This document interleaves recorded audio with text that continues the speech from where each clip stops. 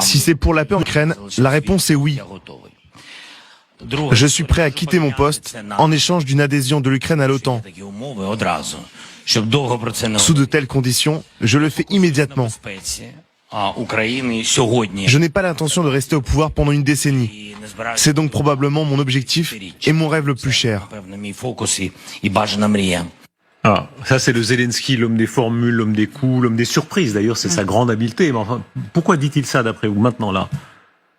Parce qu'il veut montrer à Trump l'incohérence de sa situation. C'est-à-dire que Trump fait comme si les États-Unis n'avaient pas soutenu depuis 3 ans le régime ukrainien, avec d'ailleurs le soutien d'une grande partie des républicains. Okay. Et tout ça a quand même coûté plus de 100 milliards de dollars.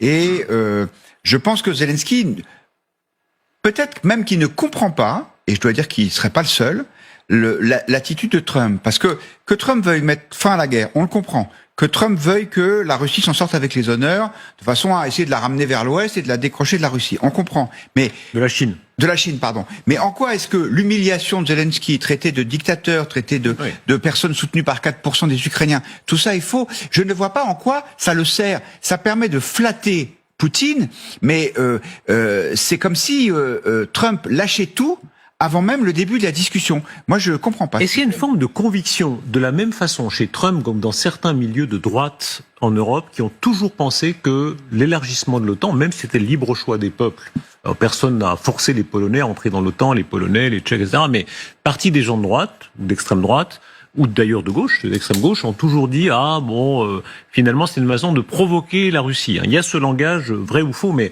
rappelons la carte. Il y a eu de fait un élargissement de l'OTAN. Encore une fois, c'est la libre volonté des peuples. Personne ne peut empêcher un Polonais d'entrer dans l'OTAN s'il le veut. Mais ces milieux-là, est-ce qu'ils le pensent vraiment au fond? Oui, je pense qu'ils le pensent vraiment. Mais ce qui est quand même partir dans le complotisme, mais bon, malheureusement, la rhétorique de Trump a quand même une chose très inquiétante, c'est qu'elle reprend mot par mot les paroles de Poutine. On n'a pas l'impression d'une pensée complètement indépendante, là. On a l'impression d'une pensée qui est complètement sous l'influence de Vladimir Poutine. Alors, est-ce que Poutine a dû compromettre sur Trump? Je pense que Trump s'en fout complètement du compromettre. Je pense qu'il y croit, qu'il est complètement tombé dans ce monde. Alors, explicitez bien cette idée, C'est l'idée récurrente que Trump aurait eu, par exemple, avec des prostituées, à Moscou, et que la vidéo existante le ferait chanter encore des années après. Voilà. Non, alors c'est une théorie. L'autre théorie à laquelle j'adhère beaucoup plus, c'est qu'il y a quand même des transactions financières qui ont lieu entre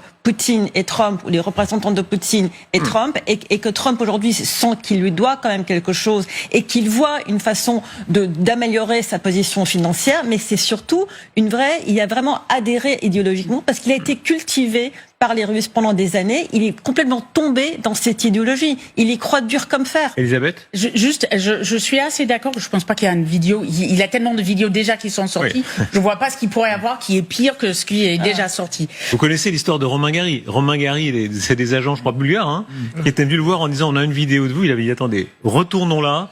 Parce que j'étais pas dans la même meilleure forme, j'aimerais la refaire. Oui, c'est à peu près ça. Voilà. Mais par contre, cette idée d'intérêt d'avoir été tourné ou en tout cas influencé par des intérêts financiers, très clairement, et c'est assez inquiétant parce qu'on voit vraiment, et je reviens sur ce que disait Guillaume, les républicains ne comprennent pas tous ce qui se passe. C'est pas forcément quelque chose pour la droite aux États-Unis qui est un comportement normal, mais on oublie quand même qu'il a une relation avec Zelensky qui n'est pas très bonne depuis 2019, donc avant la guerre, et ça peut aussi influencer cette virulence qu'on voit aujourd'hui.